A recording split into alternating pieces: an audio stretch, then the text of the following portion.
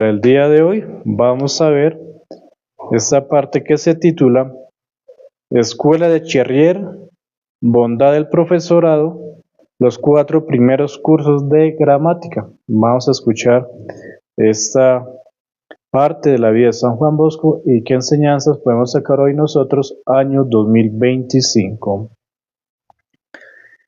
Después de perder tanto tiempo, finalmente se tomó la decisión de que fuera Cherrier para dedicarse seriamente al estudio. En el año 1831, quien se ha criado entre bosques y no ha visto más que un pueblecillo provinciano, queda muy impresionado ante cualquier novedad. Estaba de huésped en la casa de una paisana, Lucía Mata, viuda con un solo hijo, la cual vivía en aquella ciudad para atenderlo y vigilarlo. La primera persona a quien conocí fue el sacerdote don Eustaquio, de santa memoria. Él me dio muchos y buenos consejos para mantenerme alejado de los peligros, me invitaba a ayudarle en la misa, lo que le daba ocasión para hacerme algunas sugerencias. Él mismo me presentó al prefecto de la escuela, el padre Silvala, y me hizo trabar conocimiento con otros profesores. Entonces aquí en primera parte, él solamente está acostumbrado a estar en el campo y conocer algún pueblecito pequeño, pero jamás ha ido a la ciudad. Cuando llega a la ciudad, aquí el sacerdote le indica buenos consejos para mantenerse lejos de los vicios mundanos, para que no fuese a caer en las trampas que habían en esa ciudad en ese entonces. Por otra parte, este sacerdote Eustaquio, le presenta a algunos otros sacerdotes para que sea recomendado por ellos, para que lo acompañen en sus estudios. Como los estudios hechos hasta entonces eran de todo un poco, que equivalía a casi nada, me aconsejaron entrar a quinto de primaria. El maestro de entonces, el teólogo Punetti, también de grata memoria tuvo para conmigo mucha caridad. Me ayudaba en la clase, me invitaba a ir a su casa y compadecido de mi edad y de mi buena voluntad, no ahorraba nada en cuanto pudiera ayudarme.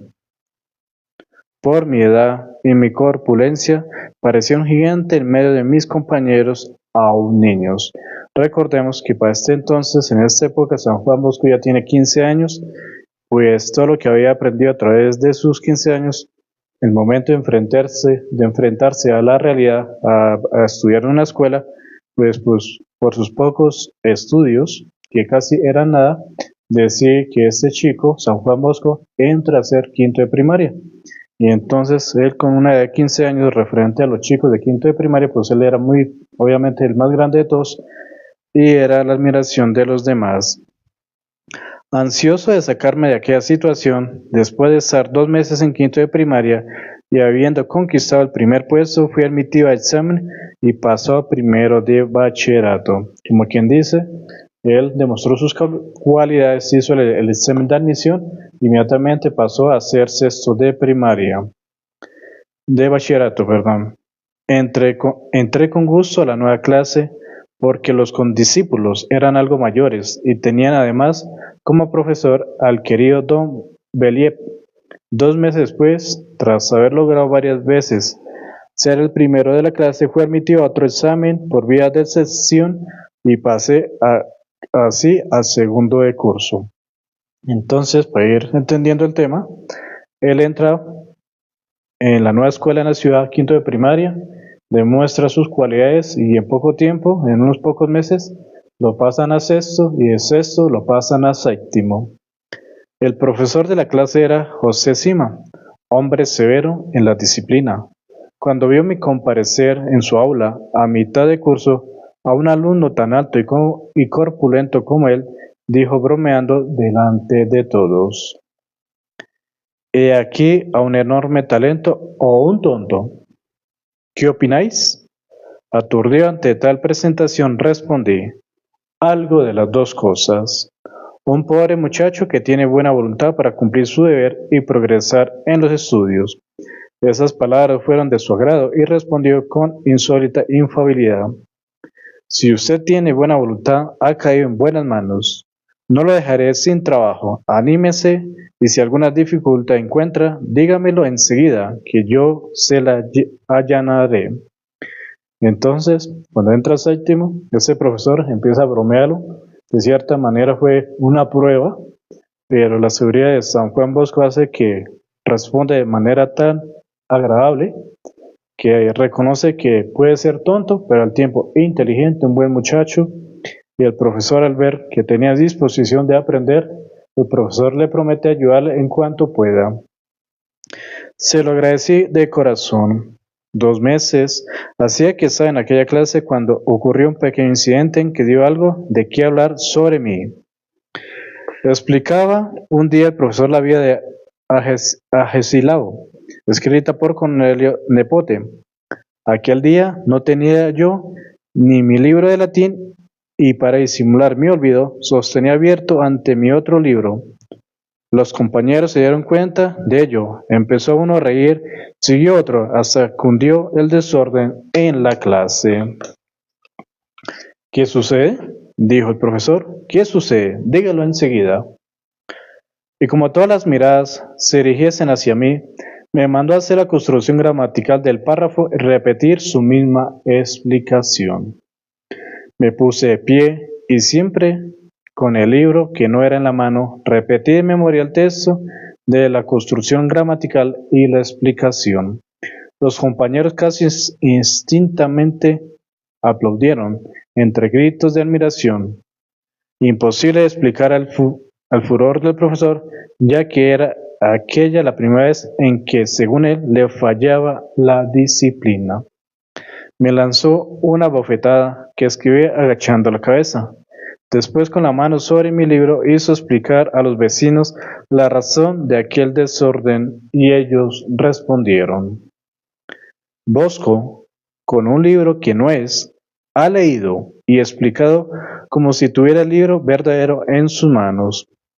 Reparó el profesor en mi libro, me hizo continuar 2 periodos más y después me dijo: le perdono su olvido por su feliz memoria. Es usted un afortunado, procure servirse bien de ella. Al fin de aquel año escolar, en el año 1832, pasé con buenas calificaciones a octavo de bachillerato. Entonces, recordamos que este profesor era bien exigente en la disciplina y San Juan Bosco nos está comentando que un día se le olvidó llevar el libro de latín y entonces él, para disimular de que sí tenía el libro, sacó un libro muy distinto al de latín y sin embargo pues él aparentó seguir estudiando como si todo estuviese bien.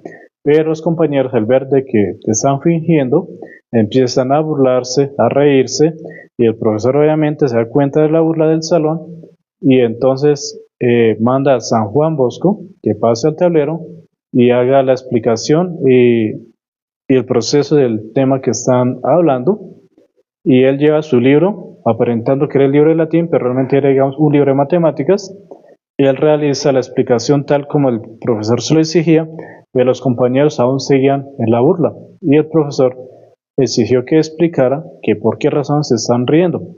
Los compañeritos, al ver la situación, dice que San Juan Bosco fue capaz de realizar la explicación de aquel tema, pero lo admirable era que no tenía el libro en sus manos que correspondiese al latín, sino era, digamos, de matemáticas, y entonces el profesor, al verse admirado de su buena memoria, de castigo, porque siempre hubo castigo durante 2 periodos más, le tocó vivir su clase de latín sin ayuda del libro.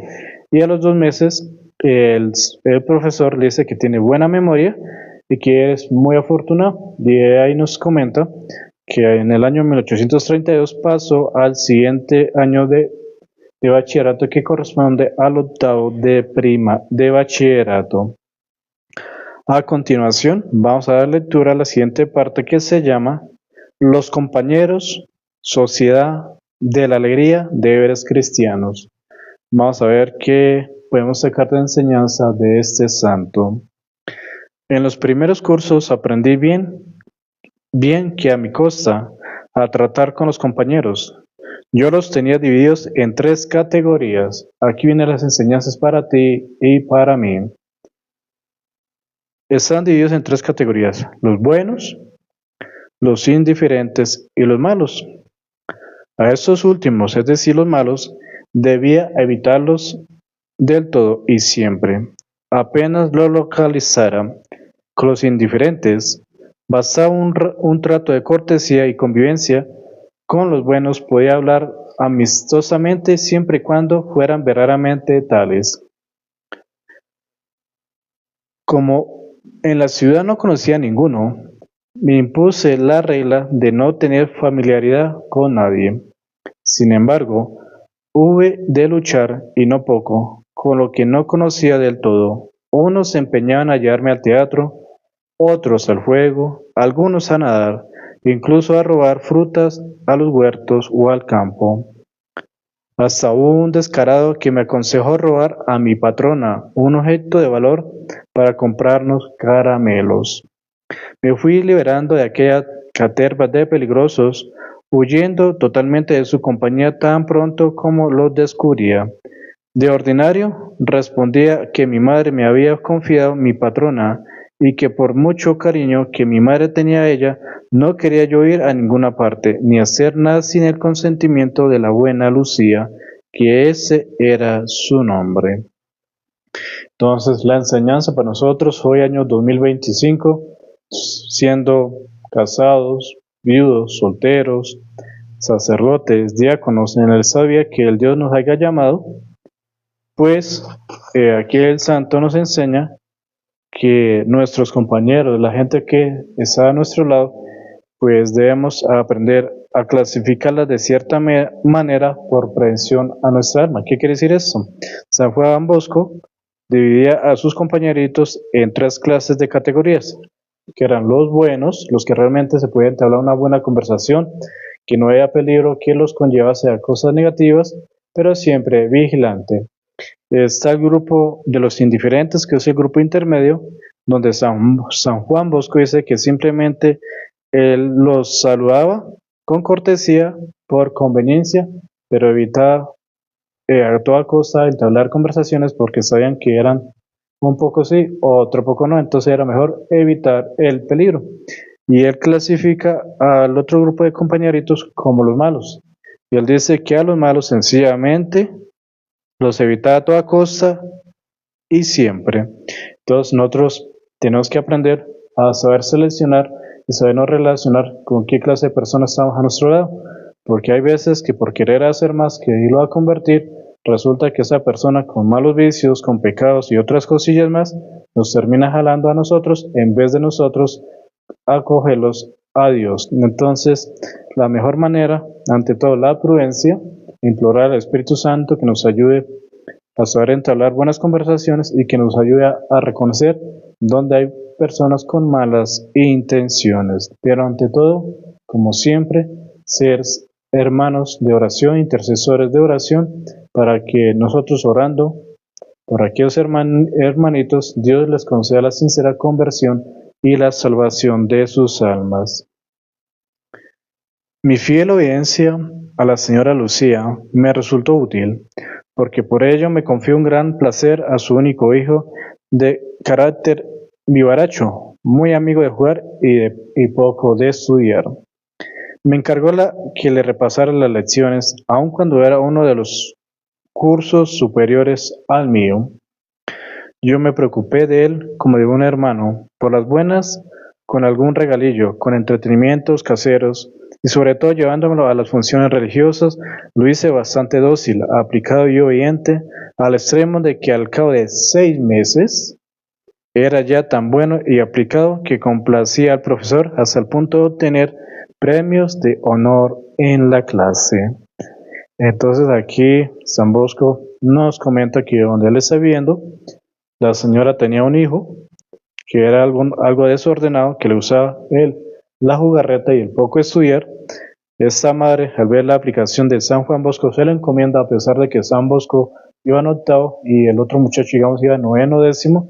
A pesar de eso, esta madre mira que San Juan Bosco sí tiene la capacidad de enderezar a su hijo, y nos está comentando que en menos de 6 meses este chico que era desaplicado se convirtió en uno de los mejores de la clase y San Juan Bosco nos comenta que como estrategias que hoy en día como nosotros como profesores, como padres, como cuidadores de los pequeños o en el rol que tengamos alguna relación con algún niño o niña que esté bajo nuestro cuidado, pues que San Juan Bosco utiliza algunas estrategias como algún regalo, cosas de entretenimientos caseros, algún jueguito, alguna cosa, lo lleva a las cosas de Dios y de esa manera Dios permitió que ese chico aprendiera a ser dócil, aplicado y obediente.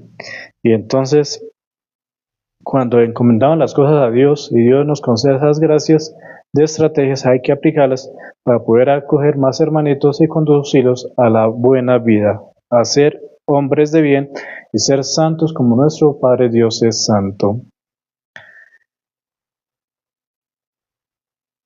La madre quedó tan satisfecha que en pago de que este chico, su hijo, obtuviera el primer puesto, me perdonó del todo la pensión mensual.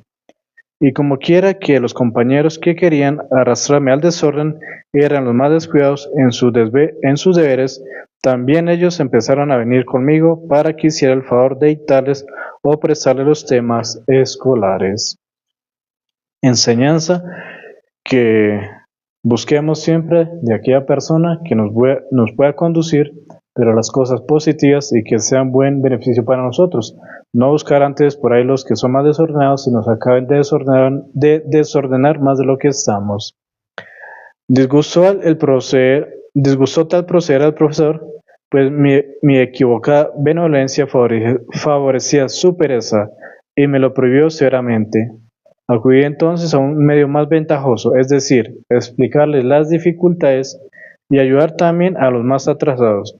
Así agradaba a todos y me ganaba el bien querer y el cariño de los compañeros y el profesor. Empezaron a venir para jugar, luego para ver historietas y para hacer los deberes escolares y finalmente venían porque sí, como los de Murialdo y Castelnulvo. Aquí San Juan Bosco empieza a demostrar poco a poco que tiene ciertas características de poder enseñar a los demás, aunque sean chicos difíciles. Para darles algún nombre, acostumbramos a denominar aquellas reuniones Sociedad de la Alegría, nombre que venía muy bien ya que era obligación estricta de cada uno buscar buenos libros y suscitar conversaciones y pasatiempos que pudieran contribuir a estar alegres. Por el contrario, estaba prohibido todo lo que ocasionara tristeza, de modo especial las cosas contrarias a la ley del Señor. Entonces, otra enseñanza, pues que aquí San Juan Bosco, a esas tipos de reuniones que empezó a frecuentar más diariamente, pues lo llamó a la Sociedad de la Alegría, pero habían reglas. La regla principal era de traer libros buenos, que suscitara buenas conversaciones, y que eso contribuyera a que los chicos, incluyéndose él, se mantuviese alegre. Y aquí viene el jalón de orejas para ti y para mí, que no hoy nosotros, a pesar de que frecuentamos la Santa Misa, que hacemos oraciones, rosarios y muchas cosas más, parecemos viejos chuchumecos que en vez de mostrar una cara alegre, de un Dios sonriente, de un Dios viviente, de un Dios alegre, un Dios bueno, mostramos la cara como si Dios fuera un Dios castigador, el malo del paseo y que fuese un Dios de pura tristeza y amargura. Hay que pedirle al Espíritu Santo que nos conceda un rostro alegre según el querer de Dios.